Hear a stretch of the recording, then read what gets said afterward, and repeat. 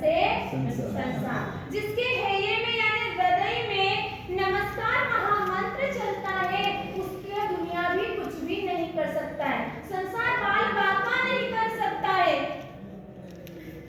और उस चरित्र के अंदर ही यहाँ पर अपनी क्या घटना चल रही है, अमर कुमार और सुंदरी की बात चल रही है। द्रौपदी ने अंधे की जाया अंधा कहकर किसकी रचना कर दी? महाभारत की रचना कर दी। अंधे का जाया अंधा, दो शब्द कड़वे कहे द्रौपदी ने और महाभारत की रचना हो गई। यहाँ पर भी सुर सुंदरी ने दो शब्द कड़वे कहे और इस कथानक की रचना हो गई। हाँ? अगर यह शब्द नहीं कहते अमर कुमार उसको सुनता नहीं और यह कथानक अपने सामने आज प्रस्तुत नहीं होता। यहाँ पर सुंदरी को जैसे ही मालूम पड़ा, वह तो प्रेम से आया था, वह सोच रहा था कि मैं उसके सामने मिठाई लेके जाऊंगा, वो मुझे देखकर बहुत खुश होगी। क्या सोच रही थी? वो मुझे देखकर बहुत खुश होगी कि अरे अमर कुमार, तूने मेरे लिए मिठाई रखी है। लेकिन यहाँ पर तो पास आई कुछ और ही हो गया।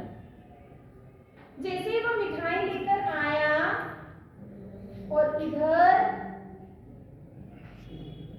वो सोच रहा था, कुछ और ही सोच रहा था, और इतने में तो वो जो उसका गौरवर्णी चेहरा था वो लाल लाल हो गया। सूरज की किरणें जैसे निकलती वैसे तेज अग्नि उसके मुख से निकल रही थी। वो कहने लगी कि सेठ साहूकार का लड़का होकर चोरी करता है, गुरुजी बुद्धिमान मानते हैं और तो अपनी बुद्धि का ऐसा दुरुपयोग करता है, बिना पूछे तो किसी की चीजें उठाता है। क्या तूने यहाँ पर आकर यही सीखा है? ये चीज तूने किससे सीखी है? तेरे माँ बाप तो सोचते होंगे मेरा बेटा वहाँ पढ़ाई करता होगा और तू ये ऐसी ऐसी करतूतें करता है। ऐसे ऐसे जले कट्टे शब्द वह सुंदरी अमर कुमार को सुना रही है।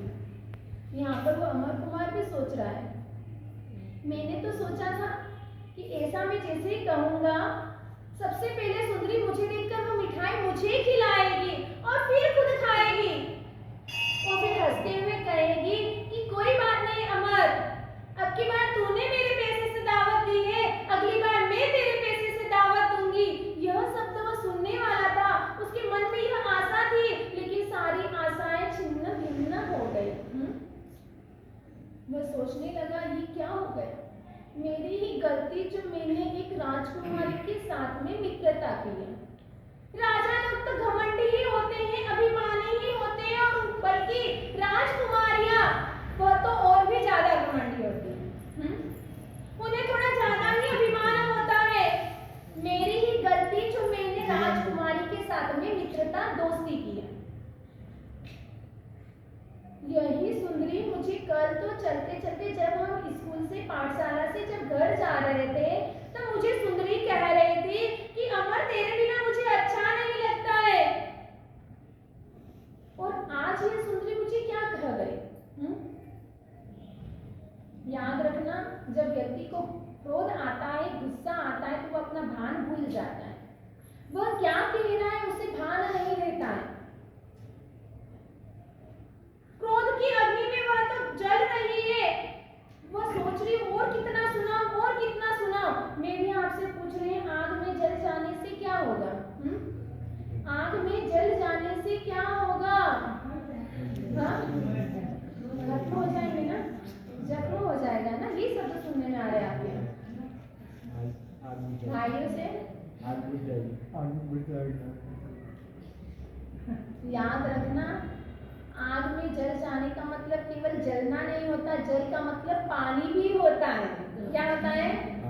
जल का मतलब पानी भी होता है। अगर आग के अंदर जल गया, पानी गया, तो आग बुझ जाएगी।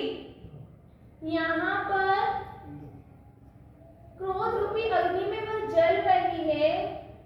जैसे ही सुंदरी कह रही है कि तूने ऐसा ऐसा किया है, तब अमर कुमार भी चुप नहीं रहा। कहते हैं आग में पेट्रोल डाल डाल दिया जाए तो और क्या होता है, और ज्यादा फैल जाती है आग। अगर उस आग को बुझाना हो तो क्या बुलाना पड़ेगा, हाँ क्या बुलाना पड़ेगा, फायर। उसको जल से छिड़काव करना पड़ेगा, जल डालना पड़ेगा, तभी आग बुझ सकती है।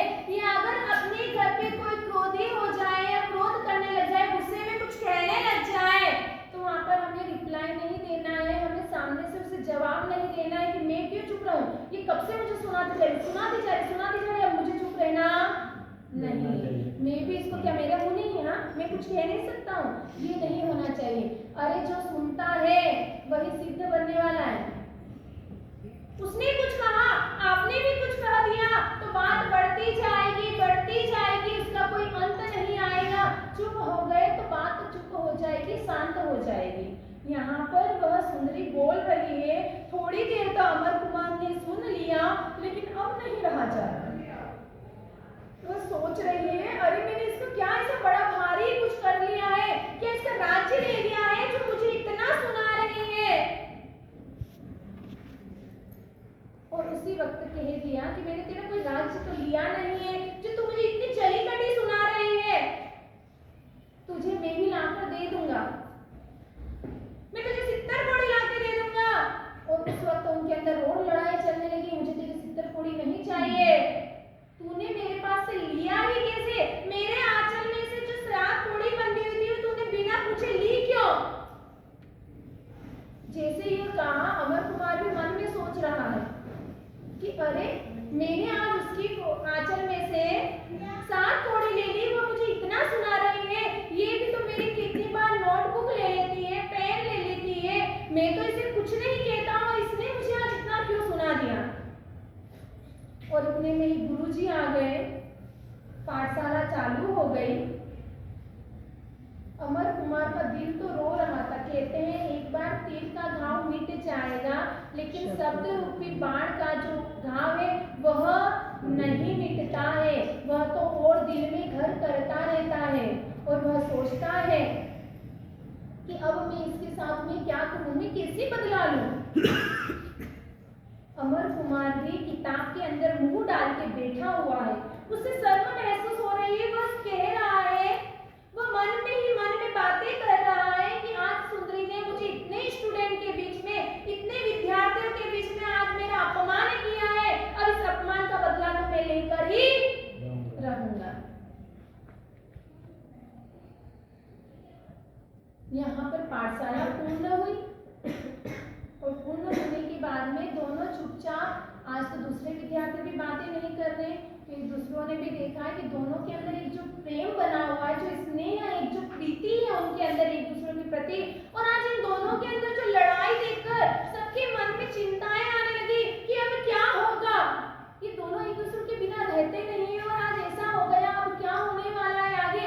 सब अपने अपने रास्ते पर चले गए। जो सुरसुंदरी अमर कुमार रोजाना प्रतिदिन साथ में उंगली पकड़कर जाते थे, वह आज अलग अलग चुपचाप गुमसुम होकर जा रहे हैं। घर पर जैसे ही गए, सुंदरी अपनी माता से मिले बिगर ही अपने शयन कक्ष में चली गई, और इधर अमर कुमार भी अपनी हवेली में पहुंच गए। चुपचाप होकर वह सो गया। माता इंतजार कर रही कि भोजन करे, लेकिन भोजन के लिए भी वह नहीं आया। इधर सुंदरी भी रोने लगी। जैसे ही अपने शयन कक्ष में गई, उसे अफसोस होने लगा। क्रोध हमेशा ऐसा ही होता है, करते वक्त कर लेते हैं, लेकिन कुछ समय के बाद में उसे अफसोस होता है कि अरे मैंने क्यों कहा। होने के बाद में जब सब कुछ हो जाता है, उसके बाद में अफसोस करने से क्या मिलने वाला है, कुछ नहीं। वह सोच रही है कि मैंने उसे क्यों कहा, अरे उसने लिया तो क्या धन तो नहीं ले लिया, मेरा कोई राज्य नहीं ले लिया था। वो कितना खुश होकर मेरे पास आया था कि ले सुंदरी, तेरे लिए मैंने मिठाई रखी थी, और ले लिया तो क्या हुआ। उसे अब अफसोस हो रहा है कि वो कितने प्रेम से मेरे लिए लेकर आया था, और मैंने उसके दिल को तोड़ दिया। अब क्या करना। वो सोच रही मैं माफी मांग लूं, फिर एक तरफ विचार आता नहीं मैं कैसे माफी मांगू। अपने अंदर भी यही होता है ना, कभी कभी किसी के अंदर झगड़ा हो जाता है, मन में बहुत सोचते हैं कोई बात नहीं, गलती हो गई, इसकी हो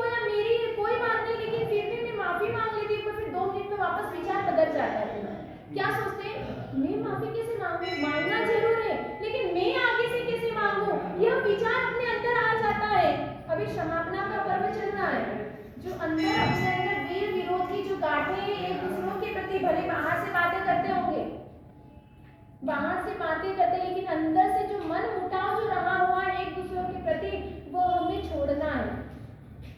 ये गांठें चलती रहेगी, हर गांव में आती रहेगी। अपन तो सब जानकार हैं, समझते हैं, लेकिन फिर भी इन चीजों को छोड़ने के लिए तैयार नहीं होते। सुंदरी यही सोच रही कि कल पाठशाला आ जाएंगे, तब मैं अमर कुमार से सामने से माफी मांग लूंगी, क्योंकि इसके बिना मैं नहीं रह सकती हूँ।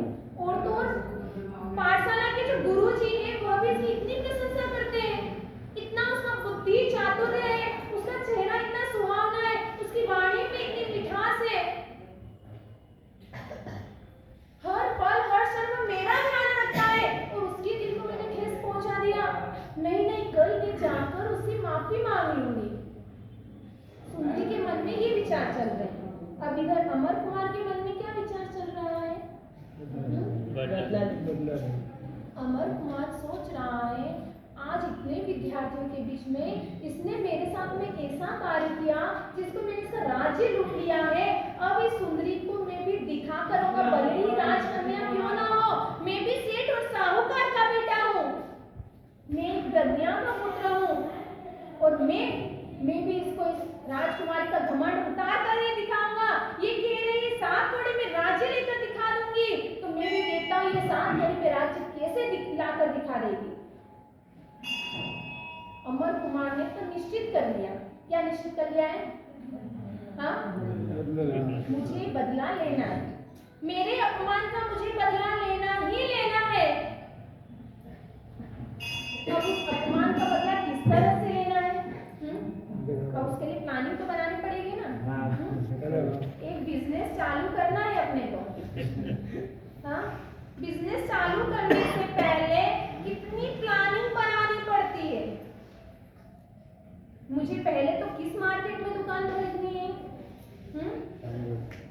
वो उसके पहले भी अपने को कई प्लानिंग सोचनी पड़ती है। मुझे कौन सी दुकान खोलनी है, किस चीज का व्यापार करना है, कपड़े का करना, सोने का करना, चांदी का करना, या किस किस चीजों का मुझे करना, उसकी पहले प्लानिंग होगी। उसके बाद में इस चीज की या कपड़े की मुझे दुकान शॉप खोलनी है, तो मुझे किस मार्केट में खोलनी, वह भी अपने को प्लानिंग होना चाहिए। कैसे मुझे कपड़े लाकर रखना है कि जिसके कारण मेरी गिराकी अच्छी होगी, हर तरह से हम प्लानिंग बनाते हैं। यहाँ पर अमर कुमार भी यही प्लान कर रहा है कि अब मुझे, अभी तो छोटे छोटे हैं, हाँ, लेकिन याद रखना वेर की गांठ यह नहीं देखती है कि किस उम्र में वेर हो जाए। हाँ, अज्ञानतावश भी होता है, ज्ञानतावश यानी ज्ञान में भी हम कई कर्म बांध लेते हैं, अज्ञानतावश भी कितने कर्मों का बंधन कर लेते हैं। यहाँ पर दोनों पाठशाला में जाते थे, हित बुद्धि ही लेकर जाते थे, अच्छी चीजें ही सोचते थे, अच्छे विचारों वाले ही थे, लेकिन कभी कभी कुछ ऐसा निमित्त बन जाता है और उसके कारण कितना ही अनर्थ हो जाता है। यहाँ अमर कुमार भी यही सोच रहा है, अब मुझे इस सुंदरी का जो गर्व है इसके अंदर, उस गर्व को गलाना है और मेरे अभिमान, मेरे अपमान का बदला मुझे लेना है। अब इस अपमान का बदला लेने के लिए यह अमर कुमार किस तरह से प्लानिंग बनाएगा, और क्या ये जो प्लानिंग बना रहा है वह सारे प्लान उसके, क्योंकि दुकान खोलते हैं जिस हिसाब से, जरूरी नहीं है कि दुकान खोलने के बाद आपका बिजनेस बराबर चले। हाँ, वो प्लान आपका जिस हिसाब से कर रहा है, आपका लमसम वो बिजनेस चले हो नहीं सकता है, दुकान ठप भी पड़ सकती है, वापस उस पे ताला भी लगाकर हमें जाना पड़ सकता है। तो यहाँ पर अमर कुमार यही सोच रहा है, और वह जो प्लान बना